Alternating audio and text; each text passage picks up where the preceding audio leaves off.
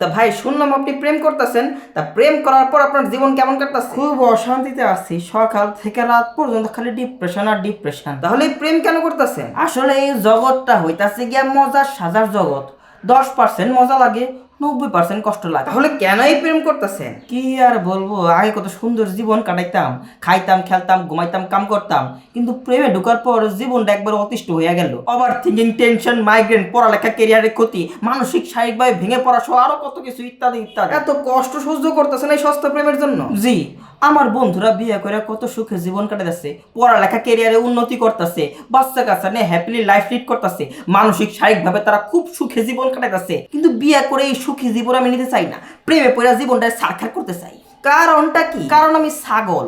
প্রেম করার পর অনেক অ্যাটেনশন পাওয়া যায়, অনেক বেশি ভাব নেওয়া যায়, ফেসবুক ইনস্টাতে লাইক কমেন্ট শেয়ার পাওয়া যায়, বন্ধুগুলোকে সেই একটা ভাব নিতে পারে। শুধু এতটুকুই? আরও আছে, অশ্লীলতা করে আনন্দ পায়, যদিও এর ক্ষেত্রে ডিপ্রেশনে পড়তে হয়, লেভেল আপ না হইলে কষ্ট লাগে। তাও এই প্রেম করতে হবে? হ্যাঁ হবে। কারণটা কি?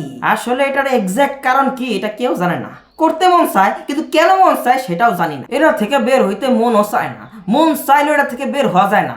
সামাজিক আর মিডিয়ার অবক্ষয় বলতে পারে। সবই যেহেতু বুঝেন, জাহান্নাম শাস্তির কথাও ঠিকই বুঝেন, এই প্রেমের জন্য দুনিয়া আখিরাত দুই জায়গাতেই কষ্ট পাইতে হবে। ঠিক। আর এই পোলাপানরা গার্লফ্রেন্ড বয়ফ্রেন্ডের জন্য এত আবেগ নষ্ট করে, এত টাকা নষ্ট করে, এত সময় নষ্ট করে, কিন্তু তারা পাওয়ার তো কোনো গ্যারান্টি নাই। সাকসেস রেট তো অনেক কম, আর সাইডা গেলে ডিপ্রেশন হয় ডাবল। অনেকে শুনছি আত্মহত্যা করে, তারপর নিজের জন্য নিজের পরিবারেও ডুবায়। ঠিক ঠিক। ঠিক হইলে এসব বাদ দেন, খারাপ অশ্লীল কাজ সাইডা দিয়া বিয়ের জন্য অপেক্ষা করেন।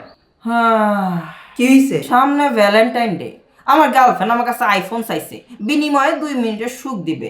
এখন আমার সব জমানো টাকা খরচ কইরা ওই 2 মিনিটের সুখ নিতে হবে। না চাইতেও কেন জানি মন চাই এটা। আধুনিক পতিতা বৃত্তি চলতেছে। এভাবে বললেন না, মন বা শরীর যাই হোক ভালোবাসি তো। এর পরিণামের ফলে যে বাচ্চাটা আসবে তারা কি মাইরা ফেলবা? না না, মারবো কেন? ও, তাহলে বাচ্চাটার পৃথিবীতে আসতে দিবা?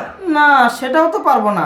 2 মিনিট সুখের জন্য 2 যুগ ধরে পেরেশানিতে পড়তে হবে। এটাই জানেনই, যেহেতু এখানে শুধু কষ্ট আর কষ্ট, কিন্তু শয়তানের প্রভাবের কারণে আপনাকে এই কষ্টের মধ্যেই থাকতে হইতাছে। নেশার মতো এই জগৎ থেকে আপনি বের হইতে পারতেছেন না। সবই যেহেতু বুঝেন, এই খারাপ কাজ বাদ দেন। ঠিক বলছেন, নিজের শক্ত করতে হবে, এসব বাদ দিয়ে এখন লাইফে ফোকাস দিতে হবে, পড়ালেখায় মনোযোগ দিতে হবে। এটাই। আর পরিবারের জানায় বিয়েটা তাড়াতাড়ি করে ফেলেন, তাহলে ফোকাসটা আরো ভালো থাকবে। আইসা